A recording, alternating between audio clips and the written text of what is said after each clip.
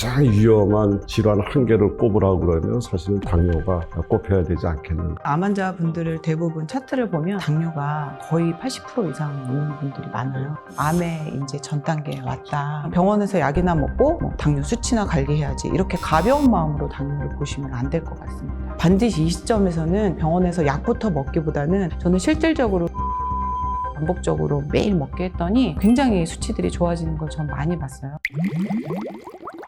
안녕하세요. 이로운 약국의 황혜연 약사라고 합니다. 약국 운영하고 있는 한영선 약사입니다. 엄격한 의미에서 당뇨라는 용어는 잘못 사용된 말입니다. 고혈당증이 정확한 표현이 되고요. 가장 위험한 질환 한 개를 꼽으라고 그러면 사실은 당뇨가 꼽혀야 되지 않겠는가. 통계 자료를 봐도 당뇨 환자가 암에 걸릴 확률이 적게는 4배, 많게는 10배 이상 이렇게 많은 걸로 보고되고 있습니다. 이처럼 무서운 당뇨가 늘어나게 된 이유에는 몇 가지 아주 대표적인 요인이 있을 것 같아요. 첫 번째는 스트레스라고 생각을 합니다. 삶이 참 힘들잖아요. 그러니까 그것이 가장 당을 만들어내는 가장 큰 원인으로 저는 1번을 꼽고 싶고, 그 다음에 2번이 패스트푸드라든가 이런 정크푸드에 너무 심하게 노출되는 이제 이런 것들이 결국은 당뇨를 만들고 있지 않을까 이렇게 생각을 합니다. 특히 탄산음료, 가공식품, 그 배달음식 먹방이라든지 이런 걸 통해서 너무 먹고 싶다라고 하는 음식들이 대부분은 아주 정제당으로 맛을 내는 경우, 꼼수를 쓰는 음식, 그래서 재료 본연의 맛을 사용하는 게 아니라 조미료라든지 첨가물, 근데 이런 것들이 이제 간을 망가뜨리면서 당뇨가 온다 이렇게 보고, 50대 여성분들이 괜히 당뇨가 오는 경우가 많아요. 근육량의 부족으로 저는 많이 봐요. 그리고 이제 60, 70대 노인분들, 누적된 탄수화물의 섭취, 저희가 아무리 서구화가 됐던 결국에는 많이 먹고 있는 게 탄수화물이잖아요. 나는 그냥 당뇨가 있어, 그러면 병원에서 약을 먹어야 돼 이렇게 생각하지 말고, 아, 내가 암으로 가는 문지방에 와 있다라고까지 생각하고 관리를 좀 해주셨으면 좋겠어요.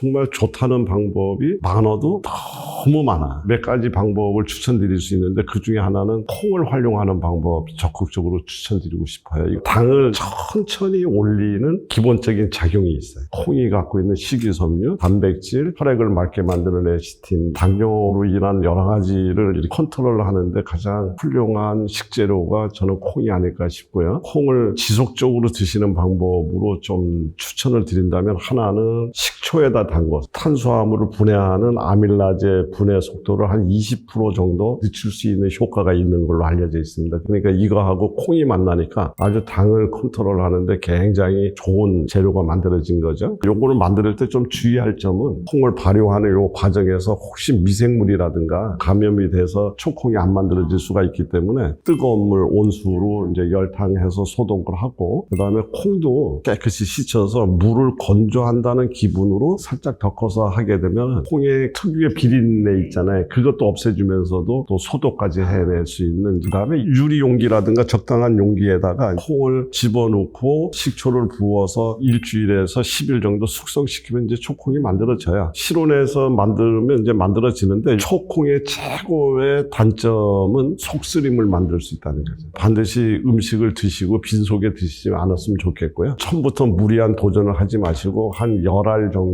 해서 아침 저녁 하루에 2번 정도 적응이 되면 각자의 상태에 따라서 15알, 20알 이런 정도를 아침, 점심, 저녁 이런 식으로 변화시키면 될 것 같습니다. 또 하나의 방식은 청국장의 방식으로 콩을 접근하는 거죠. 청국장은 장을 건강하게 만들 수 있는 발효된 음식이잖아요. 발효 과정을 통해서 유익한 물질도 많이 들어오고 소화, 흡수 이런 쪽에 굉장히 장점을 많이 가진 형태로 콩이 변화가 됐으니까, 당만 좋은 게 아니라 콜레스테롤, 혈압, 심지어는 여성분들 갱년기 이런 것도 굉장히 좋고요. 박사님은 좋은 재료, 먹는 방법 이런 걸 좀 말씀을 해주셨는데, 과연 실천적으로 좀 가장 하기 쉬운 방법이 뭔가라는 고민을 좀 제가 해봤더니, 특정한 음식도 결국에는 조리법에서 당을 올린다라는 생각을 좀 해봤어요. 그래서 저는 채소냐 육식이냐 단순한 논리가 아니라 각종 채소를 좀 복합 탄수화물로 일단 드리고, 거기에 육류든 해조류든 찜이나 전골 형태로, 탕 형태로 끓이면서 거기에 간은 저희는 단순하게 죽염이라든지 간장, 된장만 사용해서 육류나 해조류 자체에 굉장히 깊은 맛을 우러내기 때문에 조리법만 바꿔도 굉장히 다른 결과가 나오고 저는 실질적으로 이 요리를 반복적으로 매일 먹게 했더니 굉장히 수치들이 좋아지는 걸 전 많이 봤어요. 예를 들어서 채식만 했을 때는 당뇨 환자분들이 근육이 빠져나가기 때문에 근육 손실은 또다시 당뇨를 오거든요. 그래서 그런 부작용이나 불편한 상황 없이 다양한 재료들을 사용하면서도 클린하게 음식을 해서 드시니까 굉장히 실천하기 좋았고 설탕과 밀가루만 배제를 하는 식단을 하면 육류든 해물이든 내가 좋아하는 거 어느 정도는 즐길 수 있잖아요. 근데 이제 조미료나 각종 소스들이 이 음식을 망치는 결과를 완전히 다르게 하더라고요. 재료에 죄가 있는 게 아니라 조리법에 죄가 있다. 이런 말씀을 좀 드리고 싶고 저희는 꼭 채소밥을 해서 드시게 만들어요. 밥에다가 그냥 집에 있는 냉장고 털이 그냥 짜투리 채소들 있잖아요. 뭐 당근이든 우엉이든 마늘이든 다 좋습니다.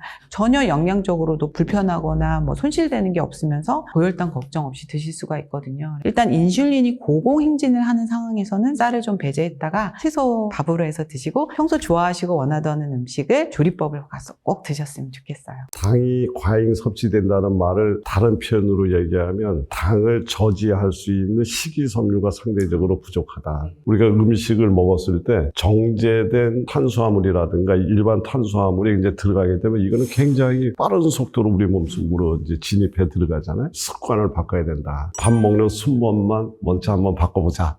저 오늘 그거 제안 드리고 싶어요. 그래서 예방을 하려면 물 마시기만 잘해도 많이 좋아지는 걸 보여요. 대부분 물을 많이 마시나요? 하면 많이 마신대요. 얼마나요? 하면 대답을 잘 못해요. 고혈당에 어떤 위험이 있다. 당뇨 전 단계다 하면 2리터에서 3리터까지 좀 마시게 하고요. 더 좋은 방법은 소금물을 마시게 하고 더 좋은 방법은 죽염수를 마시게 합니다. 그것만으로도 굉장히 좋은 결과가 나오거든요. 물 마시기 정도로 내 몸을 지킬 수 있다면 좋은 방법이라고 생각을 해요.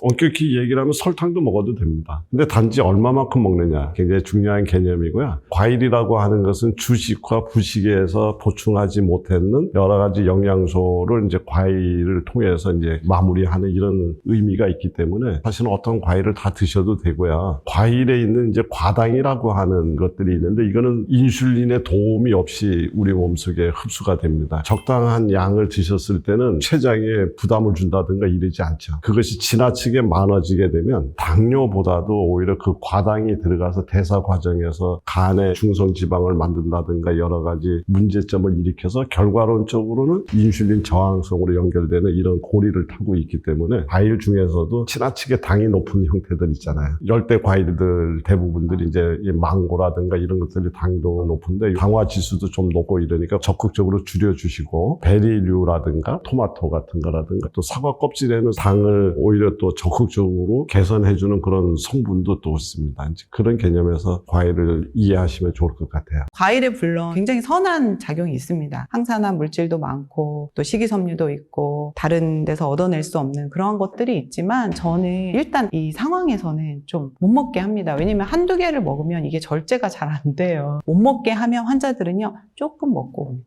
조금씩은 드시기 때문에 과일이 어떤 주는 유익한 그거는 또 취하고 또 하나는 이제 껍질째 꼭 드시게 해요. 껍질이 혈당의 어떤 조절자를 하고 있기 때문에 그래서 전체로 드시게 꼭 말씀을 드리고요. 정말 최악의 과일 섭취법은 이제 식이섬유를 쫙 빨아낸 그 착즙, 곶감 같은 말린 과일 이거는 아주 안 좋습니다. 그 두 가지는 제가 꼭 안 되게끔 말씀을 드립니다. 그다음에 과거의 과일에 비해서 지금 계량종이라고 이야기를 하잖아요. 당도가 높아졌어요. 크기가 더 커졌어요. 이게 계량종이 갖고 있는 두 가지의 특징이라면 과거의 과일에 비해서 지금 동일한 양 한 개를 먹었다 이렇게 비교하기가 어려울 정도로 높은 당의 크기가 크고 이제 이런 것들이 상당히 좀 조심스러워야 되는 것은 맞아요. 그래서 이야기를 쭉 나눴는데 제가 다시 한번 이야기 드리지만 당뇨라는 표현보다 고혈당증이라는 표현을 좀 더 강조드리고 싶어요. 당이 정상적으로 공급이 안 됐을 때 가장 타격을 받는 데가 뇌죠. 뇌질환 뭐 이런 걸로 다 연결돼서 들어가기 때문에 모든 전 국민이 당에 대한 경각심을 높여서 당 관리를 철저하게 하면 건강 100세 시대의 주인공이 되지 않을까 저는 그렇게 생각을 합니다. 저는 이제 당뇨, 나는 여러 질환 중에 하나야 라는 시각을 버리시고요. 내 몸에 빨간불이 들어왔다, 레드카드가 켜졌다라고 생각을 하시고요. 당뇨의 원인은 내가 잘못한 거를 되돌아보는 게 중요하다고 말씀을 드렸잖아요. 각자 아마 되돌아봐야 될 것들이 있을 거예요. 이게 그냥 원인인 거예요. 안 좋은 작용들이 뭉치고 쌓여서 결국에 당뇨를 만들어낸다. 당뇨의 원인은 각자에게 이미 답이 다 있고 왕도가 없다. 우선은 내가 잘못한 거를 반드시 이 핵심을 꿰뚫지 않고선 절대 치료할 수가 없다. 이런 생각을 좀 해주셨으면 좋겠습니다.